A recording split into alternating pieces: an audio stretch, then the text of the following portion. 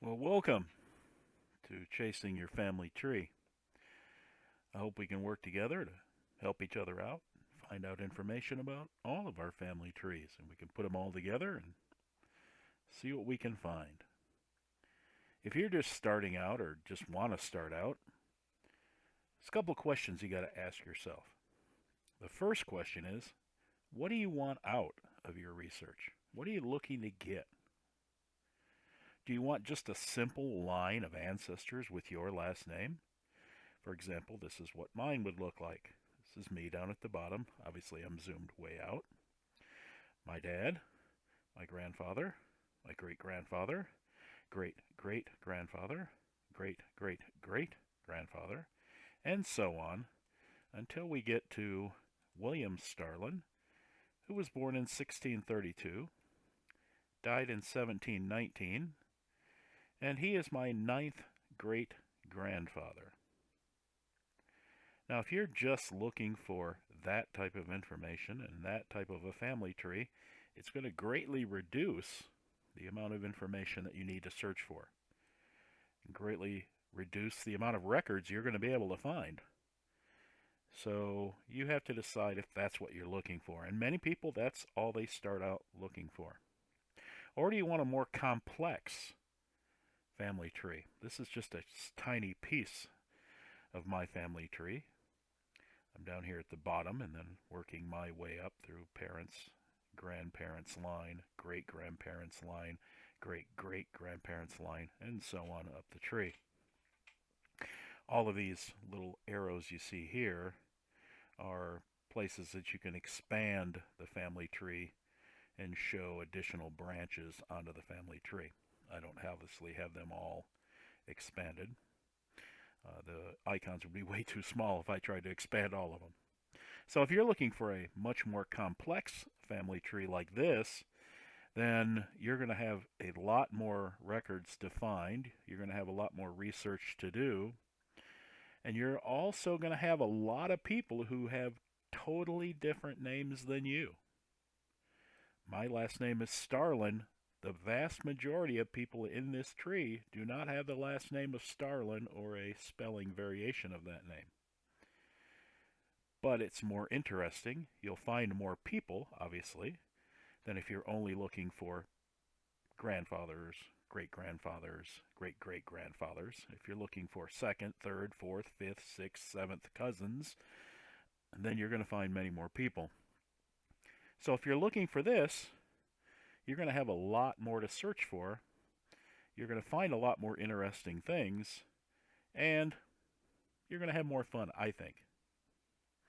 Or perhaps you're just looking for family medical history. You want to know what your ancestors died from. Is there some genetic medical condition in my family tree? Now, you could find that out through some DNA products nowadays. They have those. You can find your family medical history, your genetic propensity for disease. But you can also find it by looking through your family's history.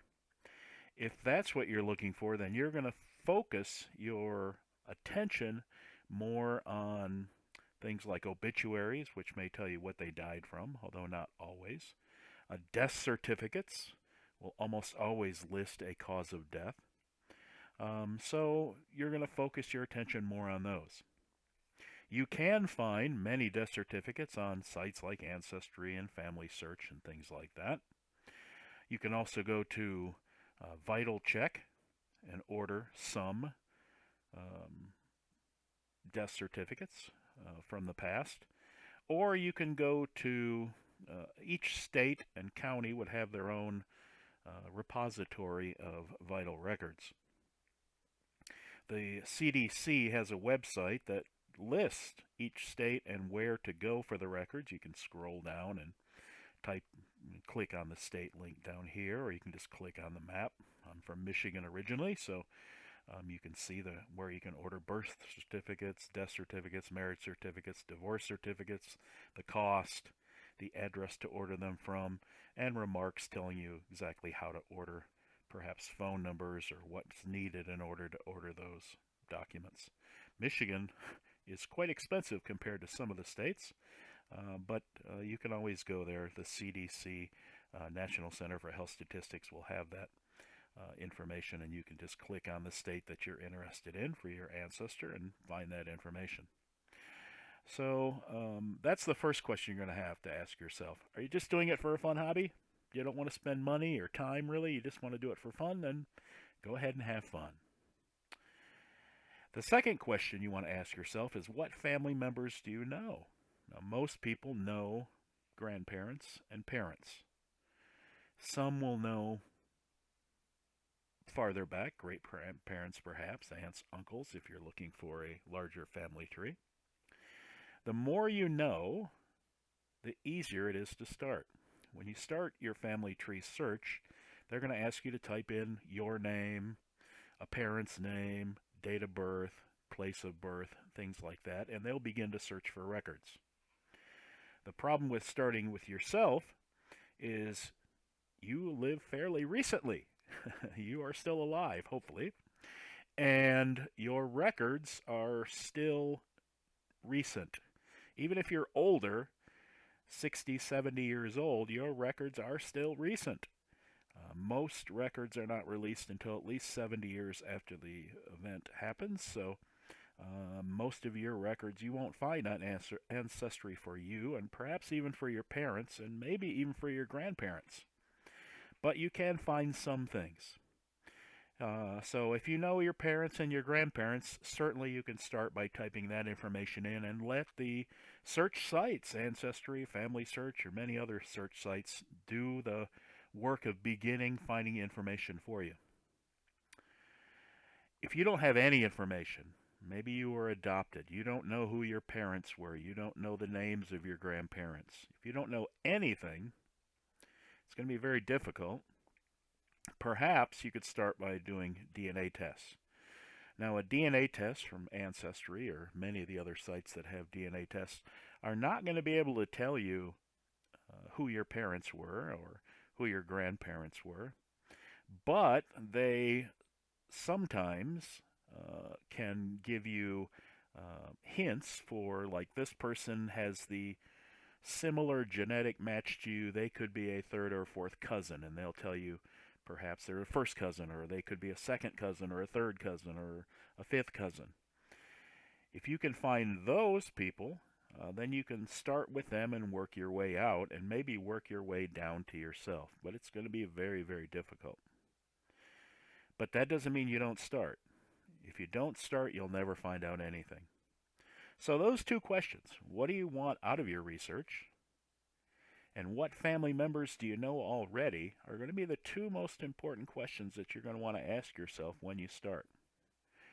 One thing that you'll want to consider is that your answer to the first question, what do you want out of your research, may very well change. I started out looking for this, a simple, straight line family tree. Who was my great-grandfather? Who was my great-great-grandfather? Who was my great-great-great-grandfather? When did they live? What did they do?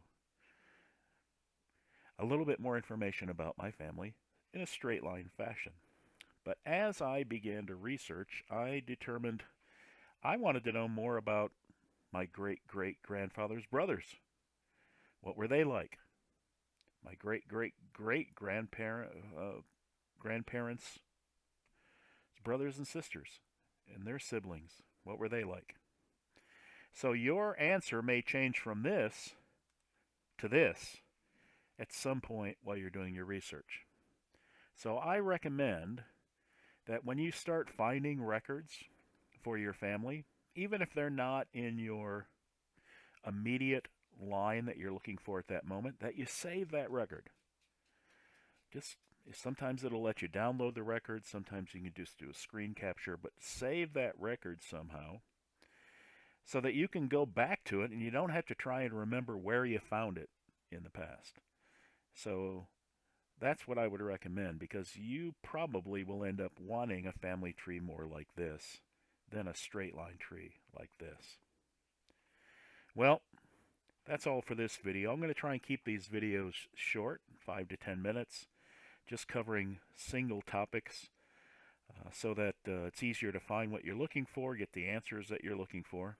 If you have any comments, please comment below. If you have any questions, please write those questions down below, and I'll be glad to answer them. And maybe as a group we can work together and find some answers. I might not know the answer, but someone else in the comments may know the answer. So let's work together. Let's try and help each other as we expand our knowledge about our family trees.